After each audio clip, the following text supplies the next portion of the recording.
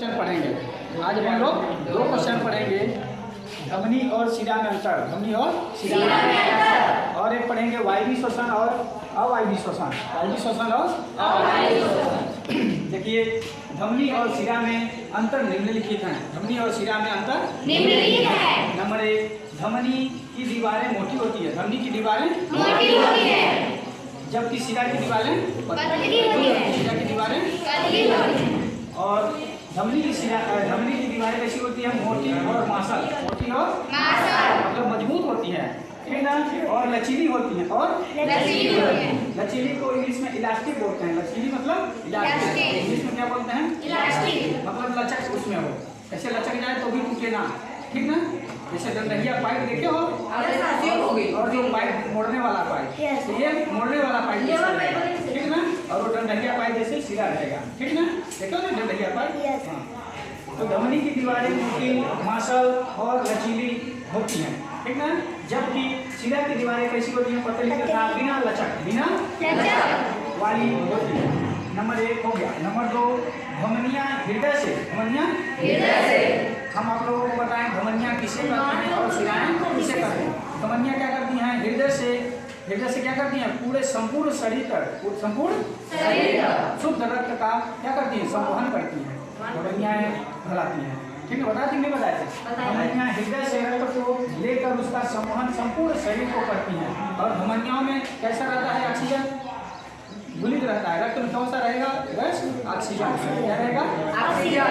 तो धमनियां क्या करती हैं? हृदय से, कहां से? हृदय से शुद्ध रक्त को, हृदय से शुद्ध रक्त को संपूर्ण शरीर तक पहुंचाती हैं, धमनियां कहलाती हैं, ठीक। एक अपवाद धमनी बताए थे, पल्मोनरी धमनी, तो क्या करती है? शुद्ध रक्त का वहन करती है। ठीक उसी पर शिराएं देखिए, शिराएं संपूर्ण शरीर से, जैसे धमनियां तो पहुंचा दी संपूर्ण शरीर तक, क्या पहुंचाई है? शुद्ध रक्त। उपयोग में आ गया, क्या आ गया? उपयोग में आ गया। उपयोग में आने के बाद क्या हो गया? अशुद्ध हो गया। और इसमें कौन सा रक्त में कौन सा गैस बन गया? ऑक्सीजन की जगह कार्बन डाइऑक्साइड। कौन सा गैस मिल गया? Carbon dioxide. शिराएं संपूर्ण शरीर से रक्त को हृदय तक संवहन करती है, हृदय तक संपूर्ण, शिराएं संपूर्ण शरीर से रक्त को हृदय तक संवहन मतलब ले जाना, ले आना, संवहन मतलब ले जाना और ले आना, संवहन करती हैं। पल्मोनरी, अभी हम बताए थे पल्मोनरी धमनी को छोड़कर शेष सभी धमनियां शुद्ध रक्त का संवहन करती हैं। ये पल्मोनरी धमनी जो है ना, पल्मोनरी धमनी, कौन सी धमनी? पल्मोनरी धमनी। जैसे क्या करता है यहाँ, ये कौन सी रक्त का वहन कर रही है? अशुद्ध रक्त का। कौन सी पल्मोनरी धमनी को छोड़कर शेष सभी धमनियां कैसी रक्त को वहन कर रही हैं? शुद्ध रक्त। ये कहाँ पे पाया जाएगा? जैसे संपूर्ण शरीर से शिराओं के द्वारा लाया गया, जैसे हम इस साइड कहाँ जमा होता है? हृदय के दाएं साइड में आलिंद और नीलय में, आलिंद में आएगा, जमा हो जाएगा, और वहां से नीलय में जाएगा, नीलय के बाद पंप होगा, और पंप होने के बाद पुनः फेफड़ा में आ जाएगा। कहाँ जाएगा? फेफड़े में आ जाएगा, और फेफड़े में क्या हो जाएगा? शुद्धिकरण हो जाएगा, कार्बन डाइऑक्साइड को बाहर निकाल दिया जाएगा, ठीक ना, और फिर से ऑक्सीजन ले लिया जाएगा। तो एक पल्मोनरी धमनी क्या करती है? अशुद्ध रक्त का वहन करती है। पल्मोनरी धमनी कैसी कहती है? अशुद्ध रक्त का, शुद्ध रक्त का बात तो सुनिए। पल्ली को छोड़कर, पल्मोनरी धमनी को छोड़कर शेष सभी धमनियां शुद्ध रक्त की वहन करती है। पल्मोनरी धमनी, तुम लोग को पल्मोनरी जो मौसी है वो गलत काम करती है, वो अशुद्ध रक्त का वहन करती है। कैसी करती है? अशुद्ध रक्त का। धमनियां, सारी धमनियां सब कैसे वहन करती हैं? शुद्ध रक्त। वो कहाँ से लाएगी? जो शिराओं के द्वारा पूरे शरीर से एकत्रित कहाँ होता है? हृदय में, हृदय साइड में, दाएं आलिंद में कहाँ इकट्ठा होगा? दाएं आलिंद से दायां नीला से फिर कहाँ जाएगा? फेफड़े में, और फेफड़े में शुद्धिकरण हो जाएगा, फेफड़े में शुद्धिकरण हो जाएगा, कार्बन डाइऑक्साइड को शरीर से बाहर निकाल दिया जाता है, पुनः ले लिया जाता है। ऑक्सीजन गैस क्यों लेते हैं? शरीर में भोजन को जाने के उपयोग में। अब देखिए पल्मोनरी शिरा, पल्मोनरी शिरा को छोड़कर सभी अशुद्ध रक्त का वहन करते हैं। मतलब शिराओं का गुण ही है कि अशुद्ध रक्त का वहन करना। और एक तो लेकिन ये पल्मोनरी शिरा जो है वो अपने काम के अपोजिट काम कर रहा है, उल्टा काम कर रहा है। तो इसको क्या बोलेंगे? ये कहाँ पाया जाएगा? फेफड़े से। कहाँ से? फेफड़े से। किस साइड में? बाएं आलिंद में, बाएं आलिंद में पहुँचाएगा शुद्ध रक्त। क्या पहुंचाएगा? मतलब जिसमें ऑक्सीजन घुलित हो। शुद्ध रक्त का मतलब जिसमें ऑक्सीजन घुलित हो, अशुद्ध रक्त का मतलब जिसमें ऑक्सीजन न घुला हो, यानी कार्बन डाइऑक्साइड गैस घुला हो। ठीक ना? तो ये क्या करता है, फेफड़े से कहाँ लाएगा? दाएं साइड पे, दाएं साइड में, बाएं साइड, बाएं आलिंग में, फिर वहाँ से पंप होगा नीले में, नीले के बाद पूरे शरीर में चला जाएगा, शिराएं भी उधर पहुँचा देंगे पूरे संपूर्ण शरीर तक। पल्मोनरी शिरा को छोड़कर सभी अशुद्ध रक्त का संवहन करते हैं कौन? शिराएं। अब देखिए धमनियों में कपाट, धमनियों में कपाट, कपाट यानी वाल्व, कपाट यानी वाल्व नहीं पाए जाते हैं, मतलब उनको जाने में रुकावट पैदा नहीं करते हैं। वाल्व का मतलब होता है रुकना, रोकना। जैसे देखिए हो तुम लोग फुटबॉल देखे हो, मोटर वाला फुटबॉल देखे हो, उसमें पाइप लगा रहता है, उसके नीचे वाल्व लगा रहता है। जैसे पानी इधर से जाता है तो रोक देता है, और नीचे से जैसे हम तार छुआते हैं तो सीधा हो जाता है। और हम लोग को घुटकी जो वाल्व लगे हैं ना, हम लोग खाना खाते हैं तो घुटकी उठी ऊपर की ओर सट जाती है और फिर नीचे की आ जाती है, ये वाल्व है। ठीक ना? तो धमनियों में कपाट यानी वाल्व नहीं पाए जाते हैं। किसमें नहीं पाए जाते हैं? धमनियों में। किसमें नहीं पाए जाते हैं? धमनियों में। और जबकि शिराओं में कपाट और वाल्व पाए जाते हैं। ठीक ना? जब जिसमें रुकावट पैदा होगा उसकी स्पीड, जिसमें रुकावट रहेगा उसकी स्पीड क्या रहेगा? कम रहेगा, धीरे धीरे रहेगा। तो शिराओं में जो रक्त का प्रवाह जो है धीरे धीरे होता है, और जबकि धमनियों में स्पीड रहता है, धमनियों में स्पीड रहता है।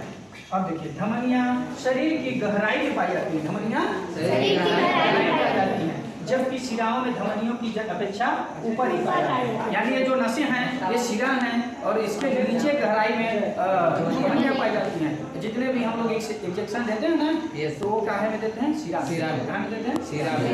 तो अपन लोग धमनी और शिरा में अंतर पढ़ लिए, धमनी और शिरा में अंतर। कोई दिक्कत हो तो बताइए, कोई क्वेश्चन पूछना हो तो बताइए।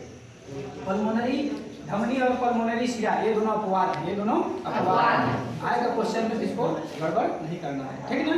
ये पल्मोनरी धमनी आएगा, शुद्ध रक्त का वहन करती है तो नहीं, अशुद्ध रक्त का वहन करती है। कहाँ से? हृदय के बाएं आलिंग, दाएं आलिंग से, दाएं आलिंग से फिर नीचे जाता है दाएं हृदय में, वहाँ से पंप हो जाता है। हृदय पंप करता है ना, बताया कि हृदय एक पंप की तरह काम करता है। वहाँ से पंपिंग होने के बाद कहाँ जाता है? शुद्धिकरण के लिए फेफड़े में जाता है, फेफड़े में। तो यही धमनियाँ कैसा लाती है? अशुद्ध रक्त। कैसा रक्त? अशुद्ध। और इसे ठीक शिरा क्या, पल्मोनरी शिरा क्या करता है? फेफड़े से जब शुद्धिकरण हो जाता है तो बाएं आलिंग में ले जाता है, फिर वहाँ से नीचे जाता है, वहाँ पंप हो जाता है पूरे शरीर में, फिर शिराएं पहुँचा, हृदय जो धमनियाँ होती हैं क्या करती हैं? धमनियाँ वो पहुँचा देती हैं। ठीक ना? और फिर वो ऑक्सीजन की जगह कार्बन डाइऑक्साइड उसमें भर जाता है, उपयोग हो जाने के बाद, और फिर से वो शिराओं के माध्यम से कहाँ लाया जाता है? फिर से हृदय में ला दिया जाता है। कहाँ ला दिया जाता है? हृदय में। अब देखिए वायवीय शोषण क्या पढ़ रहे हैं? वायवीय शोषण, वायवीय शोषण, इसको क्या बोलेंगे? ऑक्सी शोषण। क्या बोलेंगे? ऑक्सी शोषण। इसको क्या बोलेंगे?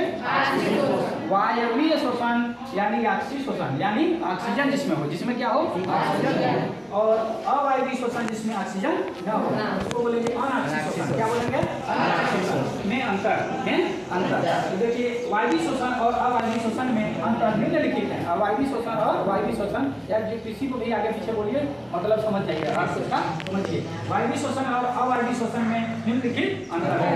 क्रमांक है, वायवीय शोषण है और अवायवीय शोषण। वायवीय शोषण, वायवीय शोषण, यह शोषण ऑक्सीजन की उपस्थिति में होता है। यह शोषण क्या कैसा रहेगा? हम लोग कैसे वायवीय शोषण में आ रहे हैं? कैसे आ रहे हैं? क्योंकि हम लोग बिना ऑक्सीजन के श्वसन क्रिया पूर्ण नहीं कर सकते हैं। और देखिए अवायवीय शोषण, यह शोषण ऑक्सीजन की अनुपस्थिति में होता है, मतलब इसमें नहीं भी रहेगा तो भी संपूर्ण हो जाएगा। अब देखिए यह शोषण कोशिका द्रव्य एवं माइटोकॉन्ड्रिया में होता है। कोशिका द्रव्य एवं माइटोकॉन्ड्रिया को क्या बोलते हैं? कोशिका का पावक, ऊर्जा गृह। ठीक ना? तो वही होता है यह शोषण। वायवीय शोषण का होता है माइटोकॉन्ड्रिया और कोशिका द्रव्य में संपन्न होता है, और पूर्ण भी होता है। और यह क्या होता है? अवायवीय शोषण का होता है यह क्रिया केवल कोशिका द्रव्य में, किसमें? कोशिका द्रव्य में घटित एवं पूर्ण होती है, घटित एवं पूर्ण होती है। और देखिए नंबर 3 में इस क्रिया में ग्लूकोज, इस क्रिया में ग्लूकोज का पूर्ण अपचयन होता है। इस क्रिया में ग्लूकोज का पूर्ण अपचयन क्रिया, अपचयन अभिक्रिया और उपचयन अभिक्रिया बताए थे। अपचयन अभिक्रिया कौन अभिक्रिया होती है? जिसमें हाइड्रोजन का जुड़ा होता है, जिसमें हाइड्रोजन का जुड़ा होता है और ऑक्सीजन का ह्रास होता है। ठीक ना? जिसमें उपचयन अभिक्रिया क्या बताए थे, जिसमें ऑक्सीजन का योग हो और हाइड्रोजन का योग और ऑक्सीजन का हाइड्रोजन जुड़ता है और हाँ, और इसमें उपचयन में क्या होता है, ऑक्सीजन जुड़ता है, हाइड्रोजन का ह्रास होता है, यानी कमी होता है, यानी बाहर होता है।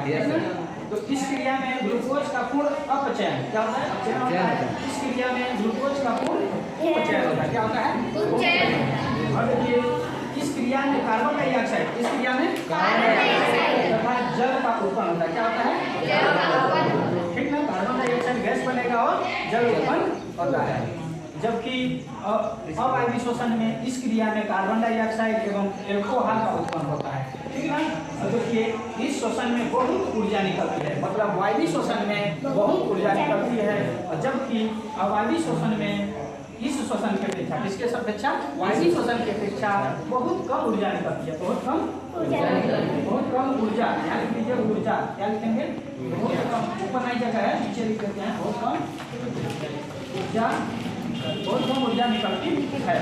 तो हम आशा करते हैं कि ये दोनों क्वेश्चन आप लोगों को बन जाना चाहिए। किसी को कोई दिक्कत हो तो बताइए।